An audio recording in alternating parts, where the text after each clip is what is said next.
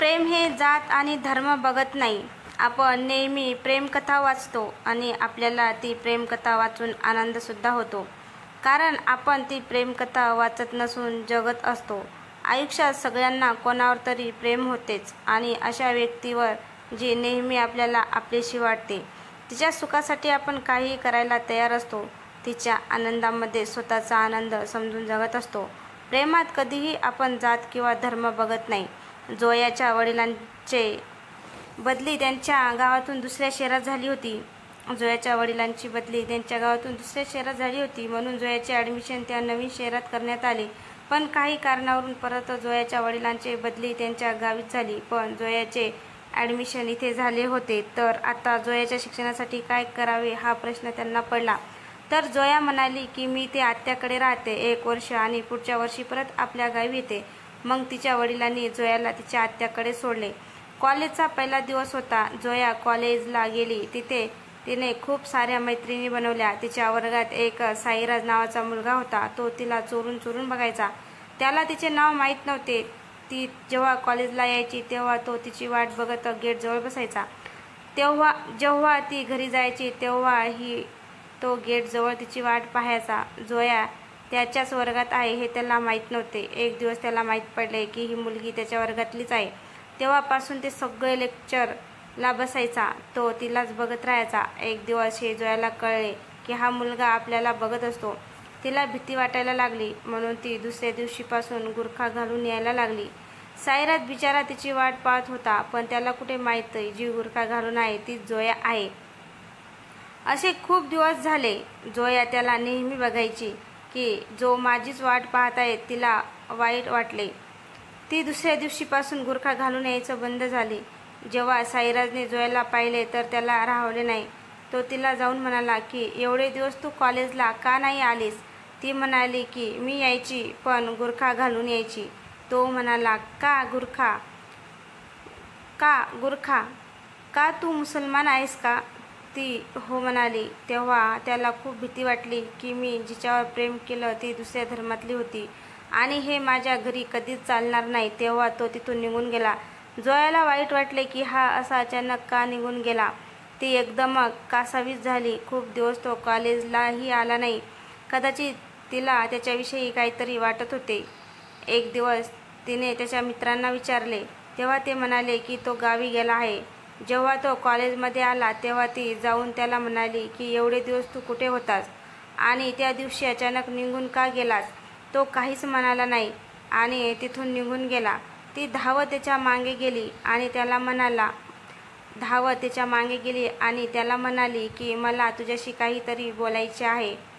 आज संध्याकाळी कॉलेज सुटल्यावर मला पार्कच्या गार्डनमध्ये भेट. मी तुझी वाट पाहीन. नंतर ती तिथून निघून गेली. दोघेही एकाच वर्गात असून सुद्धा त्यांनी एकमेकांना पाहिले नाही. जोयाला वाटत होते की तो येणार नाही, तरी सुद्धा आपण जाऊन तिथे वाट बघूया. कॉलेज सुटले आणि ती गार्डनमध्ये जाऊन त्याची वाट पाहू लागली. 1 तास होऊन गेला होता. अजून सुद्धा तो आलाच नव्हता. तिने विचार केला की आता निघायला हवे. जेव्हा ती तिकडून घरी जायला निघाली तर समोर तो उभा होता. त्याला बघून तिला खूप आनंद झाला. ती धावत त्याच्याकडे गेली आणि म्हणाली की एवढा उशीर का झाला? तो म्हणाला की तुला काहीतरी बोलायचे होते ना, ते आधी बोल. ती म्हणाली की मला माहीत होते तू मला कॉलेज चालू झाल्यापासून बघत होतास. वर्गात पण लेक्चर चालू असताना सुद्धा मलाच बघायचा. मला भीती वाटायला लागली म्हणून मी गुरखा घालून यायची, पण तू माझी एवढी आतुरतेने वाट पाहायचा आणि मी तुला दिसायची नाही. हे तुझ्या डोळ्यातले विरह पाहून मला खूप वाईट वाटले आणि दुसऱ्या दिवशीपासून गुरखा नाही घालायचे असे ठरवले. पण ज्या दिवशी तुला कळले की मी मुसलमान आहे तर तू तेव्हापासून मला बघायचे सोडून दिले आणि अचानक तू तुझ्या गावी गेलास. मला खूप वाईट वाटले, कारण मला तुझी सवय झाली होती आणि तू अचानक बदललास आणि तू यायच्या आधी मला असे वाटले की तू नाही येणार म्हणून मी निघून जात होते, पण तू आलास. कदाचित मी तुझ्यावर प्रेम करू लागली आहे. मला तुझे नावसुद्धा माहीत नाही आहे, तरीही तू मला आवडायला लागला आहेस. माझे बोलणं झाले आहे. मी जाते आता. मला माहिती आहे मी दुसऱ्या धर्माची आहे आणि आपले लग्न कधीच होऊ शकणार नाही. काळजी घे. ती जाण्यास निघते तेव्हा सायरा तिचा हात पकडतो आणि बोलतो, आता मी काही बोलू?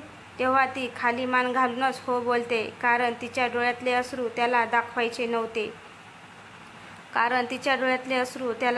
नव्हते. तो म्हणतो, अगं वेडे, जेव्हा मी तुला पहिल्यांदा पाहिले तेव्हापासून मी तुझ्या प्रेमात पडलो होतो. तेव्हा तर मला तुझे नाव आणि तुझा धर्मसुद्धा माहीत नव्हता. तरीही सुद्धा मी तुझ्या प्रेमात पडलो. जेव्हा मला माहीत पडले की तू मुसलमान आहेस तेव्हा त्याच्या दुसऱ्या दिवशी माझ्या आई-वडिलांना समजवले की माझे प्रेम आहे आणि तुझ्या गावाची माहिती काढून तुझ्या घरी गेलो. तेथे तुझ्या आई-वडिलांना विनंती केली की मला तुमच्या मुलीवर खूप प्रेम आहे आणि हे तिलासुद्धा माहिती नाही. त्यांनी लगेच परवानगी दिली नाही. त्यांनी मला सांगितले की जर माझी मुलगी तुझ्यासोबत सुखाने राहील तर आमची काही हरकत नाही. फक्त एकच अट आहे, तिच्या मनात तुझ्याबद्दल प्रेम असावे. त्यासाठीच मी जेव्हा इथे परत आलो तेव्हा तुझ्याशी काहीच बोललो नाही, कारण मला तुझ्या मनात माझ्याविषयी प्रेम निर्माण करायचे होते. आणि आज तू स्वतः मला भेटण्यास बोलवले आणि हो, मला माफ कर, मी 1 तास उशिरा आलो. पण तुझ्यासाठीच.